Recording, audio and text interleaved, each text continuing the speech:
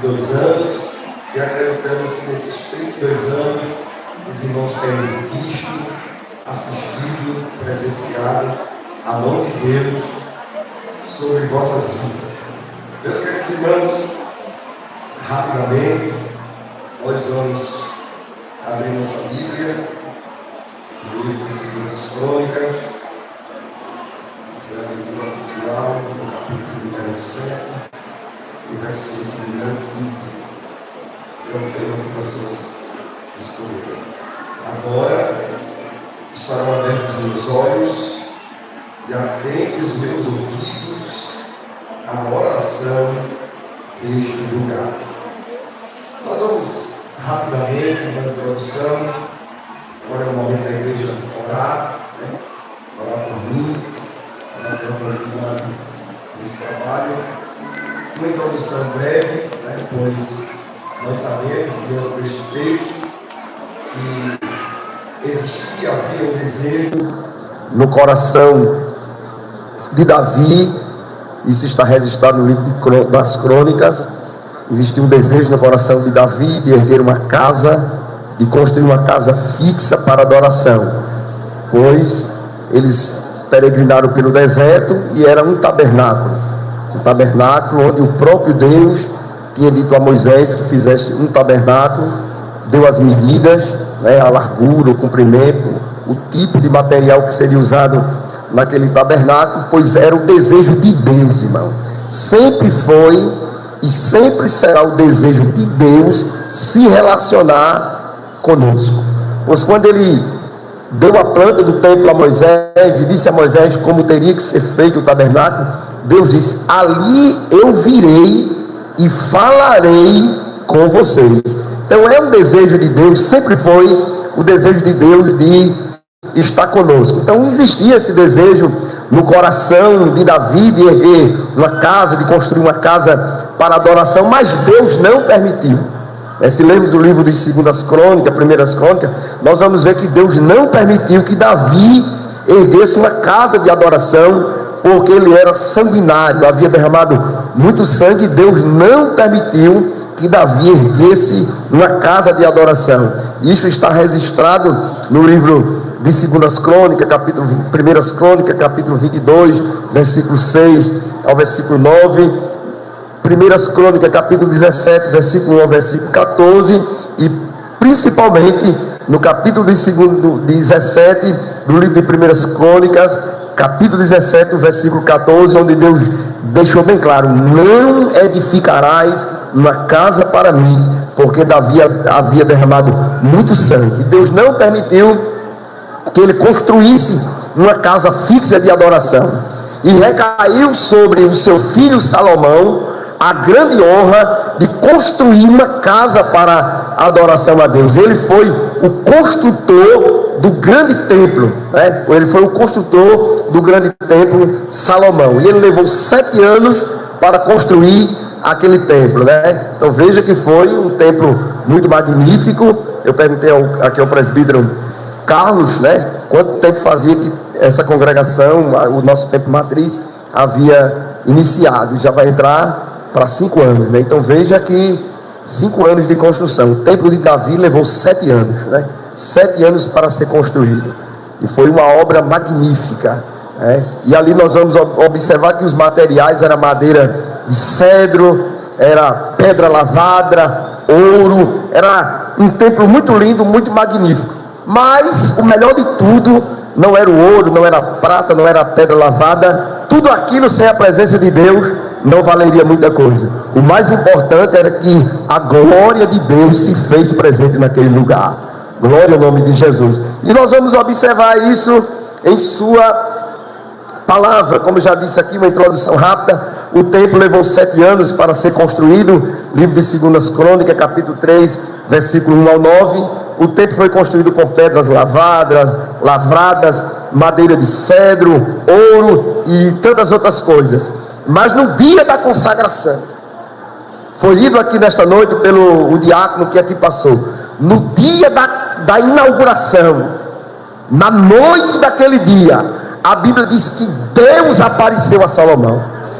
Quando Deus aparece, irmão, algo acontece, não é assim? Quando Deus aparece, algo acontece. Glória ao nome de Jesus. E nós vamos, como já dizemos aqui nesta noite, eu louvo a Deus porque eu sou testemunha. Desde a minha tenra infância, eu sou testemunha ocular, presencial, de como os olhos de Deus e os seus ouvidos estão atentos a este povo. Glória ao nome de Jesus. Porque eu sou neto de um dos pioneiros dessa igreja, presbítero Jasmelino Martins. Foi um pioneiro. Se vocês depois tiverem a oportunidade de ver o livro da história das Assembleias de Deus, o meu avô está ali, presbítero Jasmelino Martins, na cidade de Timbaúba, Macaparana e São Vicente Ferre. Ele teve a honra de ser consagrado a diácono no dia em que o pastor José Leôncio foi consagrado a diácono desta igreja. Então, ele muitas das vezes se sentava, eu tive a honra de ir muitas das vezes na sua casa, e ele sentado na cadeira de balanço, ele dizia assim: eu andava de jumento, montado em jumento, 25 quilômetros, em cima de um jumento, atravessando matas, estradas de barro, para chegar em um lugar, em uma vila chamada Sirigi, para ali dirigir culto, pregar a palavra. E muitas das vezes o culto era acabado com pessoas que jogavam pedras em cima da telha de brasilites, casca de banana, e lhe chamavam de bode,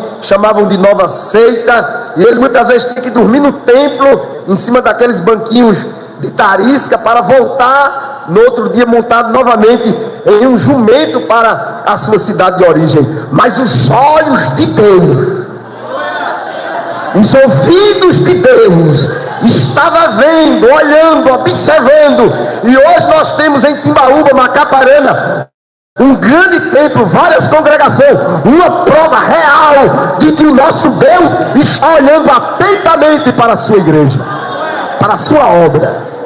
Eu quero dizer, irmãos, que existem muitas igrejas sérias neste Brasil afora, que vão subir juntamente conosco. Mas eu sou um defensor dessa igreja porque eu fui forjado, eu aprendi aqui, eu fui auxiliar aqui, membro aqui, diácono, pela misericórdia de Deus, um presbítero desta igreja. E eu vi a irmã Ruth Carlson, filha ou neta do pastor Joel Carlson, ela dizer em uma entrevista no centenário da igreja, que o pastor Joel Carlson um dia, ele disse que ia desistir. Ele pensou, falou com a sua esposa e disse: nós vamos desistir, nós vamos voltar para o nosso país de origem, porque eles viam a igreja muito pequena, sem crescimento. Mas um dia Deus falou com ele, disse: vou fazer uma tão grande obra nesse estado, uma grande obra. Deus realizou esta obra. Hoje tem Assembleia de Deus em todos os lugares, tem crente em todos os lugares, uma prova real de que Deus está com seus olhos olhando para nós. E não adianta, esse culto está sendo gravado aqui, eu quero deixar bem claro.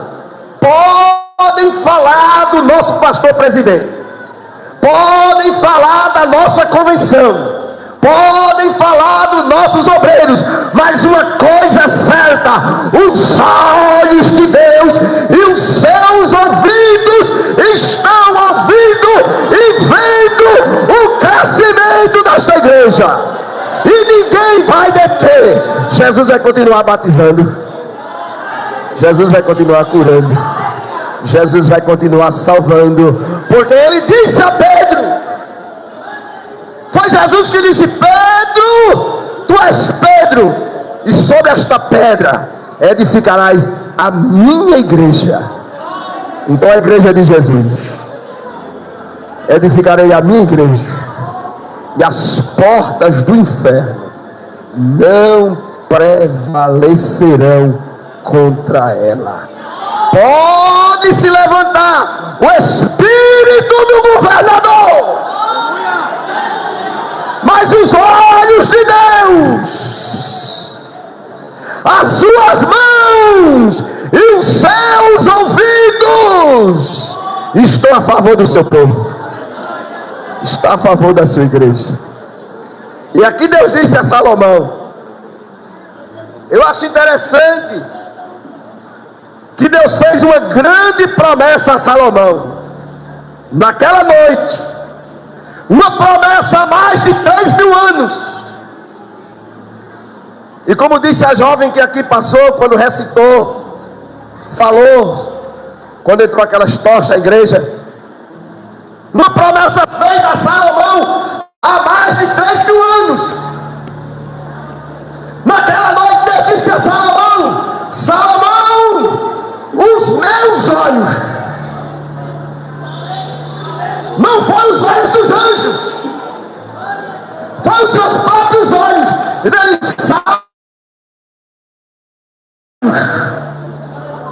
estarão abertos. Tudo que vocês fizerem aqui eu vou estar vendo. Tudo que vocês fizerem eu vou estar vendo. Uma promessa com mais de 3.000 anos. Mas deixa eu dizer, ela continua válida até hoje. Não perdeu o prazo de validade. Deus ainda continua vendo. Deus ainda continua com os olhos abertos. Diga comigo assim: Ele vê, e Ele ouve, e Ele age. Lembra do que Ele disse a Moisés? Capítulo 3, versículo 7. Deus encontrou-se com Moisés no monte.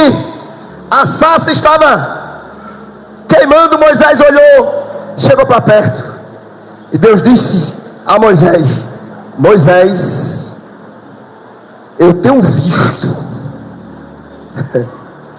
Ele veio, viu, irmão? Ele veio. Ele continua vendo. Ele disse a Moisés: eu tenho visto a aflição do meu povo. Ele vê. Ele vê você, minha irmã. Ele vê você, meu jovem. Ele vê você, meu irmão. Ele vê você, obreiro. Deus vê tudo. Segundas Crônicas, capítulo 16, versículo 9. Ele diz assim: os meus olhos. Veja aí. Vamos ler o versículo.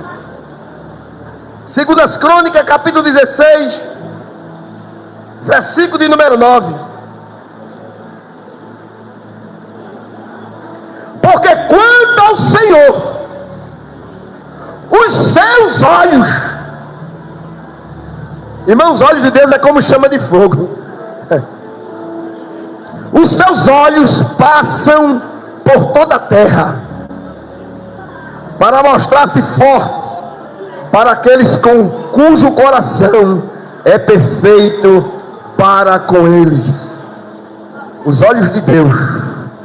Salmo 121, versículo 4. O salmista diz assim: ele nem dorme e nem pasqueneja. Pasquenejar é piscar o olho, é cochilar. Ele nem dorme nem cochila. Ele está vendo. Ele está atento. Vocês oraram, vocês cantaram, vocês clamaram, vocês pediram. São 32 anos, mas Deus está vendo. Ele viu os pioneiros, Ele viu quem passou, Ele está nos vendo. Nesta noite os seus olhos estão aqui, nesta noite. Olhar não é simplesmente observar.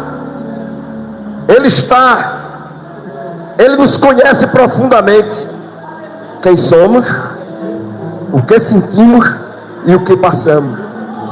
Ele vê. Enquanto eu estava lendo essa passagem, eu fiquei observando. Se eu perguntar aqui a igreja aqui em Carpina é uma igreja sábia, as 3 casas mais importantes deste país: Palácio do Planalto, lá está a figura mais importante deste país, o nosso presidente, chefe do executivo, a figura mais importante deste país, Palácio do Planalto. Congresso Nacional, a segunda casa, onde estão lá os formadores de leis, o parlamento, segunda casa mais importante. Terceiro, Supremo Tribunal Federal, a casa do judiciário. Mas deixa eu dizer, os olhos de Deus, os olhos de Deus não estão olhando diretamente para o Congresso.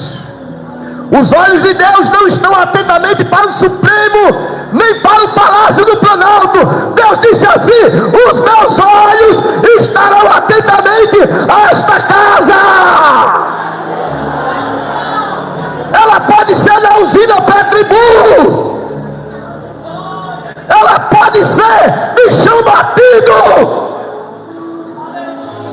ela pode não ter ar-condicionado, mas quando a igreja se reúne, Deus disse assim: eu vou ficar olhando para vocês.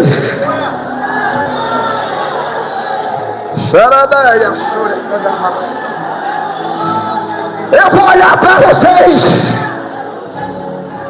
Ele tem olhado para a gente, irmãos. Por isso que nós estamos de pé. Onde está o Império Romano? Onde está o Império da Grécia? Onde está Nabucodonosor? Onde estão os perseguidores da igreja? Mas a igreja está aqui nesta noite, e Deus lá de cima dizendo assim: eu estou vendo. Chorerá e a choreradarabacandará. Estou vendo vocês. Eu estou atento. Os olhos de Deus estão aqui nesta noite.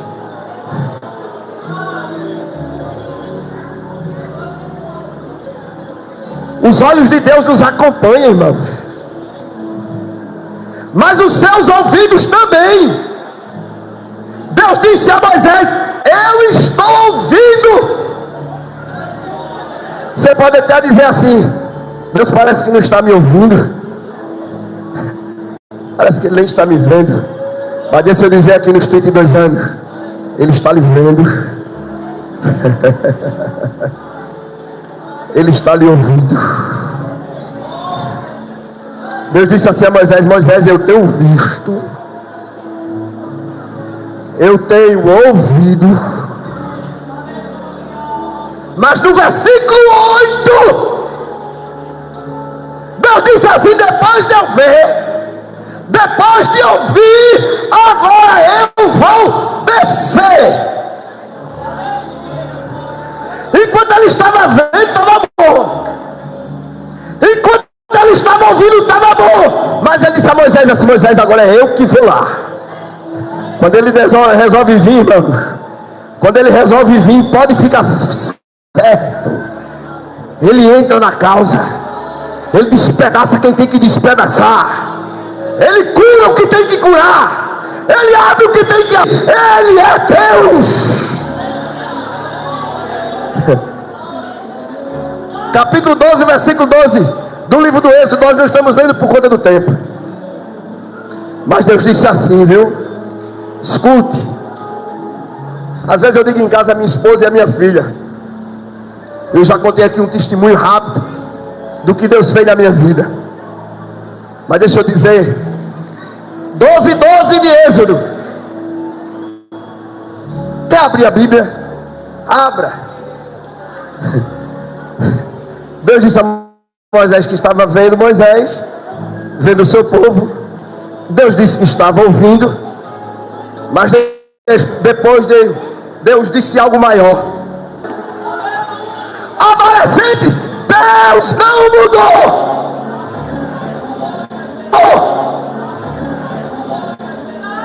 Se Ele passou no Egito, Ele também passa em Carpina.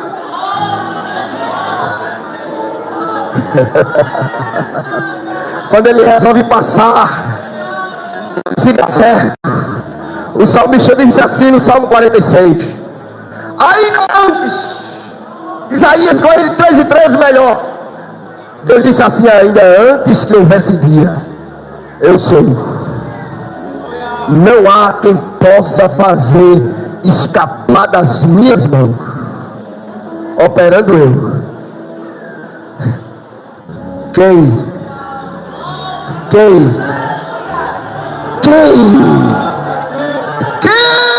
pode impedir? Ninguém. Ele diz para mim e para você nesta noite: eu estou vendo, os meus olhos estão abertos. Eu acho interessante você ler esse texto, mas eu quero ler mais um, como disse nosso pastor Simas. Daniel. Quando a gente lê a Bíblia, a gente erra menos. Daniel capítulo 10, versículo 12. Nós estamos falando do texto de vocês que vocês escolheram, foi Deus vê e Deus ouve. Porque foi Ele que disse: os meus olhos estão abertos e os meus ouvidos atentos, ou atentamente. Agora olha, irmão, se Deus nos ouve, se Deus realmente não nos ouve. 10 e 12 de Daniel. Então me disse: não temas, Daniel, porque desde o primeiro dia em que aplicastes o teu coração a compreender e a humilhar-te perante o teu Deus. O que é que diz o restante do versículo, irmão? O que é que diz? São ouvidas as tuas palavras. Deixa eu dizer para Neópolis 1, Deus continua ouvindo, viu? A oração do crente mexe a estrutura do céu. Isso aqui é um mortal. Daniel era um mortal que se alimentava 3 vezes ao dia, como eu e você, ser humano como eu e você. Mas ele orava, e um dia um ser angelical chega para ele e diz assim: Daniel, as tuas palavras são ouvidas aqui em cima, o céu está ouvindo as tuas palavras. Mas eu acho interessante que o anjo diz assim: eu vim é forte, irmão, como diz as irmãs da comissão, né? É forte. Deus disse assim: o anjo disse assim: eu só vim aqui porque as tuas palavras chegou lá, elas foram ouvidas lá, e eu vim. Irmão, é glorioso. O céu se move por causa da nossa oração. Deus ainda escuta, Deus ainda vê, Deus ainda entra no hospital, Deus ainda rasga laudo, Deus ainda cura câncer, Deus ainda faz milagre. Ele é Deus. Eu sou testemunha. Esses gritos aqui foi porque Deus me curou. Eu já disse aqui, Deus me curou. Quando a medicina disse assim: ei, tem mais jeito não, vai embora que não tem mais jeito para tu não. Aí aquele que ouve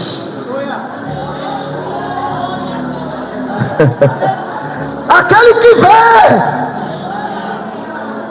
O salmista no Salmo 15, versículo 5, ele disse assim: por causa da opressão do pobre e o gemido do necessitado. Às vezes a gente não tem nem palavra, a gente só está assim.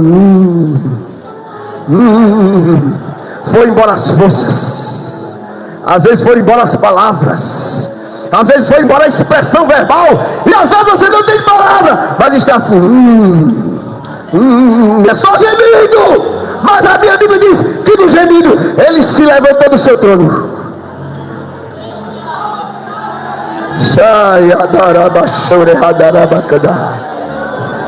Irmãos da comissão,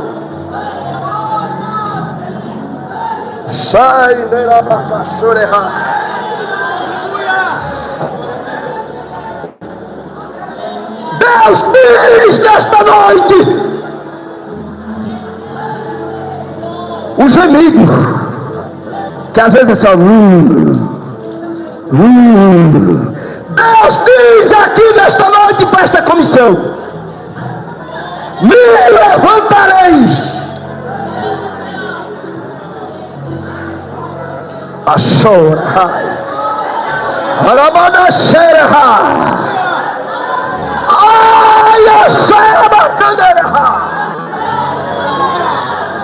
Vocês vão testemunhar e vão dizer: o meu gemido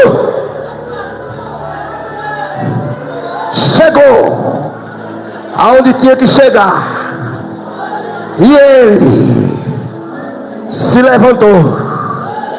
É claro que isso é uma linguagem antropomórfica ou antropologia. É quando se atribui a Deus características e sentimentos humanos. Mas ele diz nesta noite, ele diz nesta noite, ele diz nesta noite,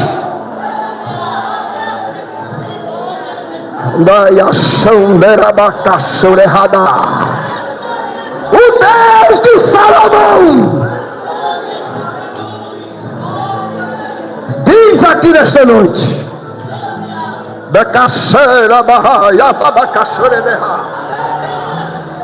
vou eu me levantar,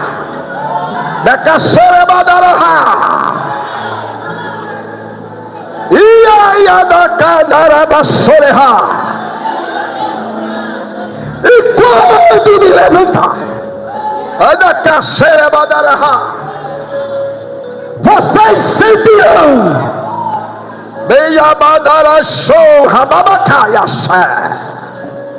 que foi a minha mão.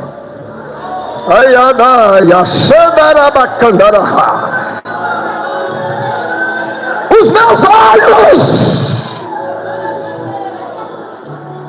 os meus ouvidos ainda estão abertos. Presbítero Carlos Antônio,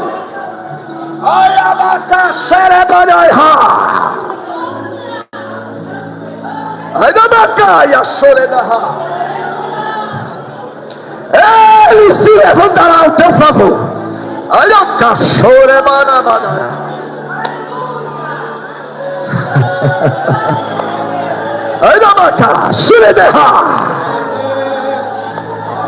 Não é só comemoração nesta noite, não.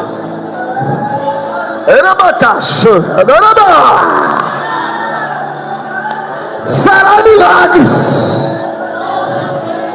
serão resultados.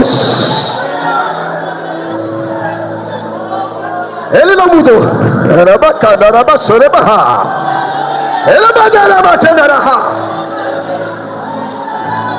Acabe com este negócio de dizer ele fazia. No passado ele fazia.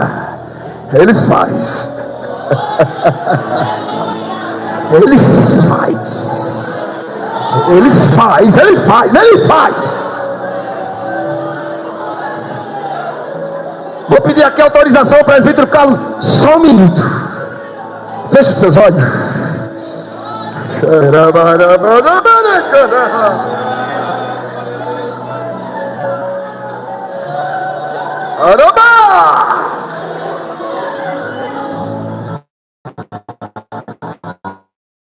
Por um minuto, se puder levantar as mãos, se quiser, fica à vontade. Se tiver lá delêncio, pode tirar.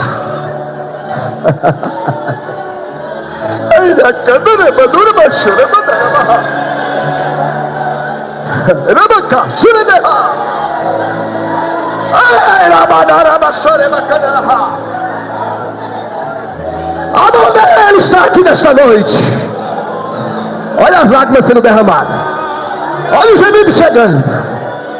Olha os lenços encharcados.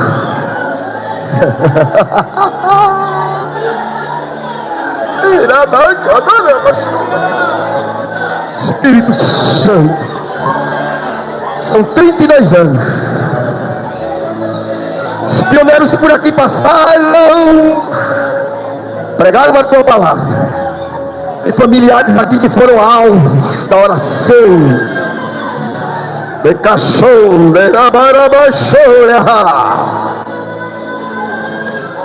sua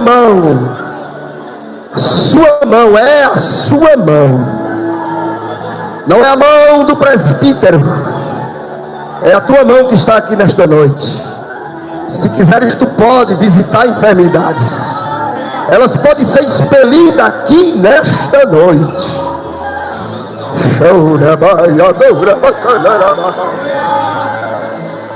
Esta festa não é simplesmente uma festa de comemoração.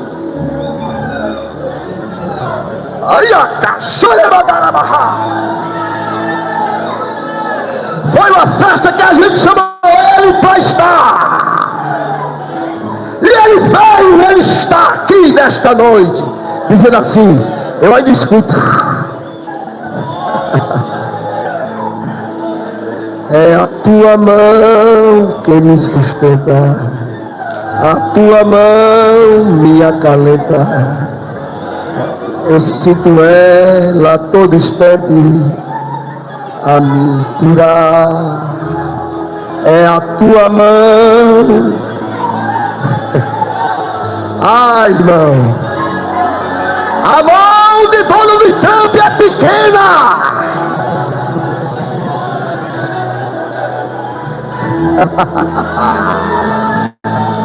Ai, a cheira, mas a mão do dono da igreja, se subecante, sinta a mão dele aí, Rosa de Sarô, Conjunto Gênesis, sinta a mão dele,